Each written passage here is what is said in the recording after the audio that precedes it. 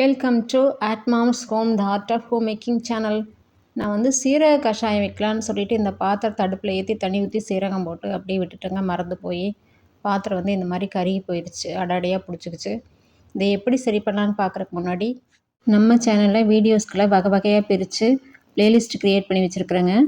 ஆன்மீகம், ஆரோக்கியம், சமையல், பராமரிப்பு, ரிவ்யூஸ் அப்படின்னு சொல்லிட்டு செக் பண்ணி பார்த்துக்கோங்க. வீட்டில் வந்து ஒரு எலுமிச்சம்பழம் இருந்தது, வீணாக போயிருந்தது.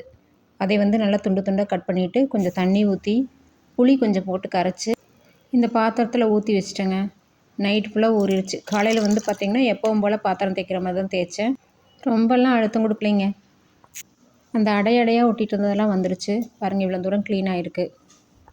ஆனால் பாத்திரம் செவந்தது வந்து மாறலைங்க. நல்ல வேலை கேஸ் ஸ்டவ்வில் வைக்கலைங்க. கேஸ் ஸ்டவ்வில் வச்சுருந்தோன்னா கதை கந்தலாக இருக்கும். இண்டக்ஷனில் 120 வச்சங்காட்டிக்கு பாத்திரமாக தப்பிச்சது பாருங்கள். இந்த அளவுக்கு க்ளீனாக இருக்குது. இந்த க்ளீனிங் டிப் உங்களுக்கு பிடிச்சிருக்குன்னு நினைக்கிறேன். பிடிச்சதுன்னு லைக் பண்ணுங்கள். யாருக்காவது பயன்படுன்னு நினச்சிங்கன்னா ஷேர் பண்ணிவிடுங்க. மறக்காமல் சப்ஸ்கிரைப் பண்ணி விட்ருங்க. பெல் ஐக்கானை கிளிக் பண்ணி ஆளுங்கிற ஆப்ஷன் செலக்ட் பண்ணிக்கோங்க. தேங்க்யூ ஃபார் வாட்சிங்.